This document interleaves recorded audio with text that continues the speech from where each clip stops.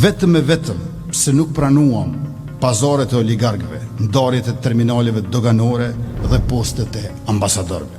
Ata u bashkuan të gjithë kundër nesh, PDK, LDK, AK dhe lista serbe. S'mund të ketë deklaratë që përshkruan më mirë, ama jo kundërshtarët e Albin Kurtit, por atë vetë. Për shembull, pazaret. As ishte pazar ajo që Kurti bëri në negociata me Gjomer Abdigjikun, kur ndante poste ministrore si të ishin metra katror të ndonjë plane.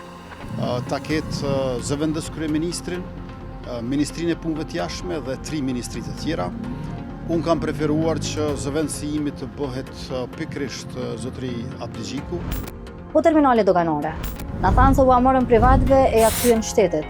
Normalisht u kuptua që po ata privat vazhdojnë të mbajnë ato terminale, vetë se ta shteti u paguan qiran.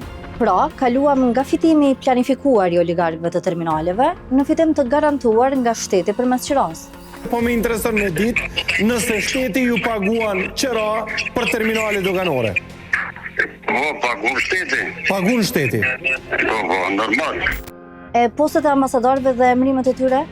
Mbase po përshkruan punën e presidentës së re, e cila posa erdhi si ushtruese e detyrës, filloi shkarkimin e disave, e rehatimin e disa të tjerëve, e këtë e paraqiti si gjë më normale.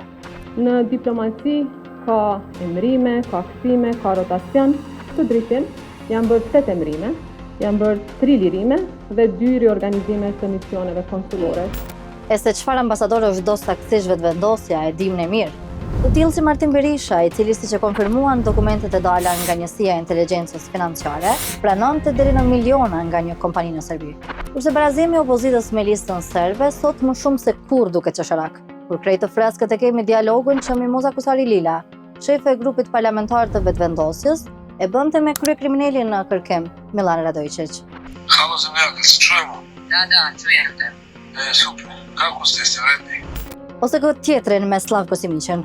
Znači ja sam razgovarao, znaš da sam te spajao sa Milanom, pričali ste po 30-40 minuta samo da se nađe neko rješenje. Ste pričali po 5-6 minuta.